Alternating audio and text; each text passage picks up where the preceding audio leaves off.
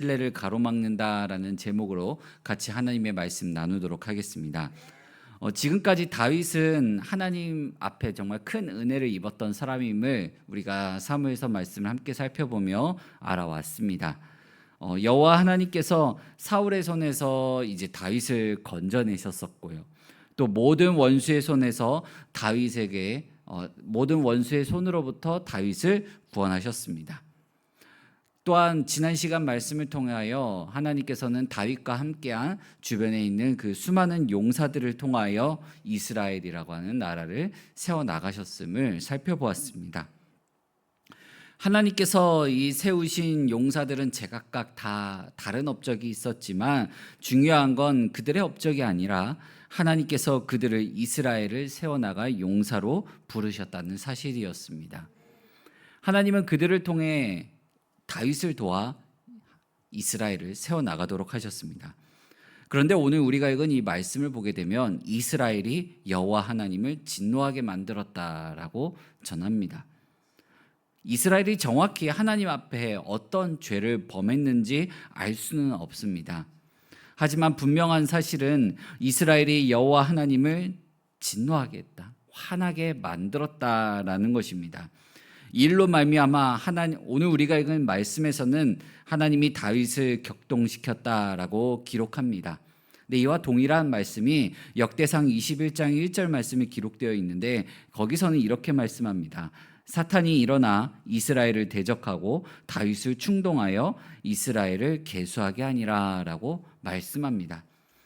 욥기에서도 하나님이 사탄은 욥을 시험하는 것을 허락하셨던 것처럼 오늘 우리가 읽은 이 말씀도 보게 되면 사탄이 일어나 한마디로 이게 죄를 범하도록 역사하도록 했고 거기에 이스라엘이 넘어갔고 또 다윗이 그 유혹에 넘어간 것입니다.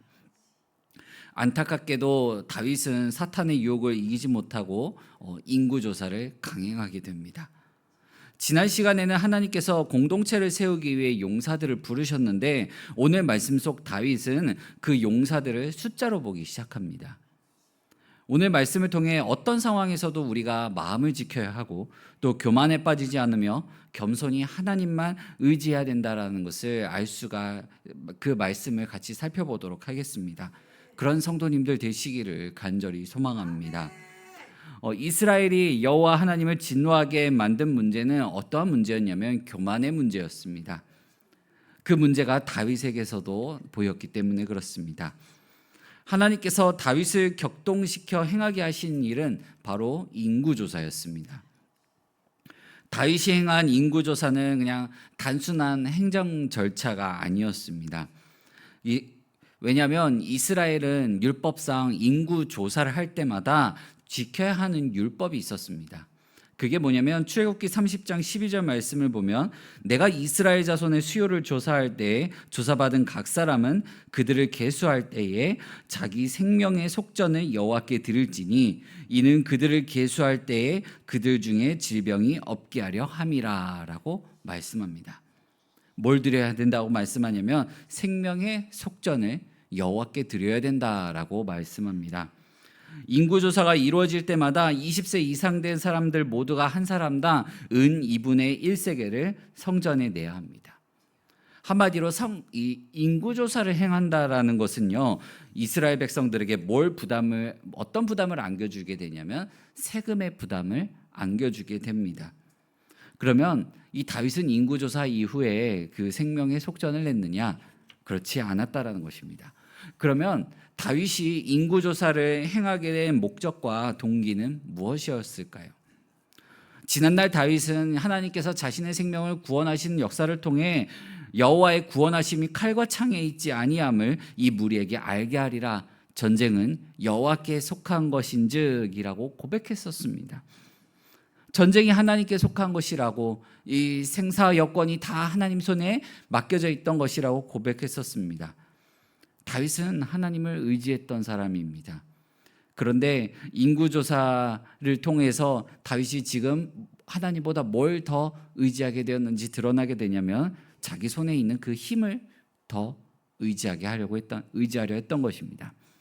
9절 말씀에 요압의 보고에 따르면 다윗이 조사시킨 인구조사의 목적이 나옵니다.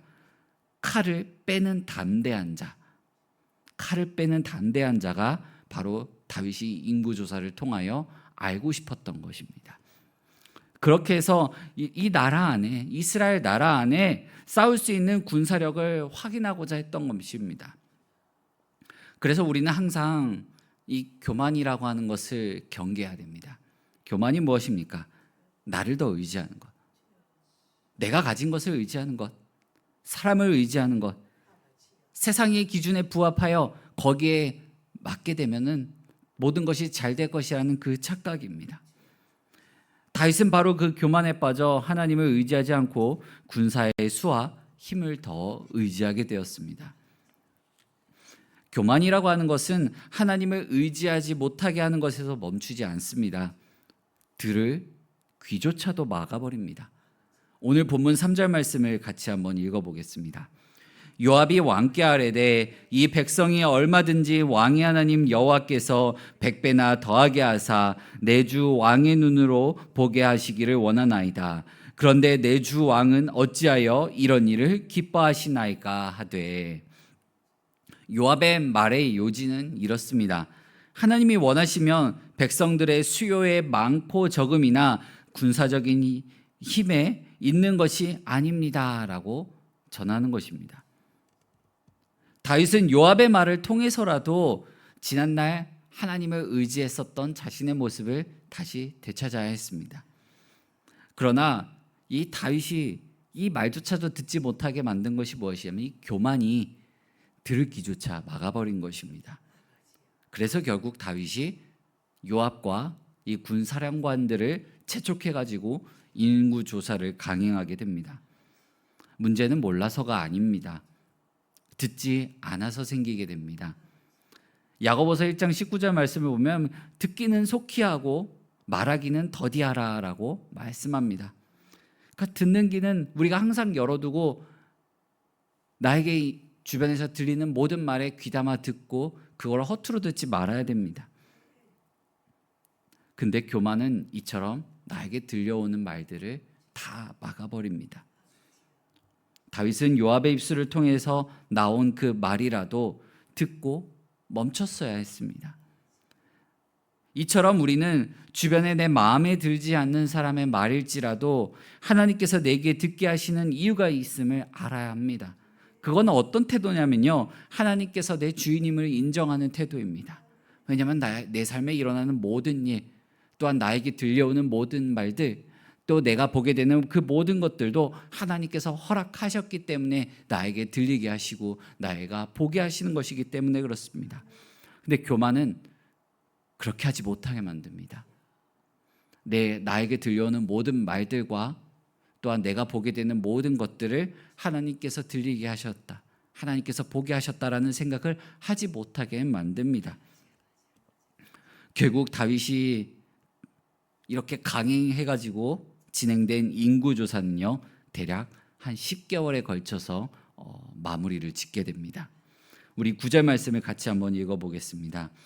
요압이 백성의 수를 왕께 보고하니 곧 이스라엘에서 칼 빼는 담대한 자가 80만 명이요 유다 사람이 50만 명이었더라. 아멘. 내 손에 있는 힘을 확인하고 싶어한 다윗이 행한 인구조사로 칼 빼는 담대한 자가 이스라엘은 80만 명, 유다가 50만 명이라고 기록합니다. 이거는 굉장한 숫자예요.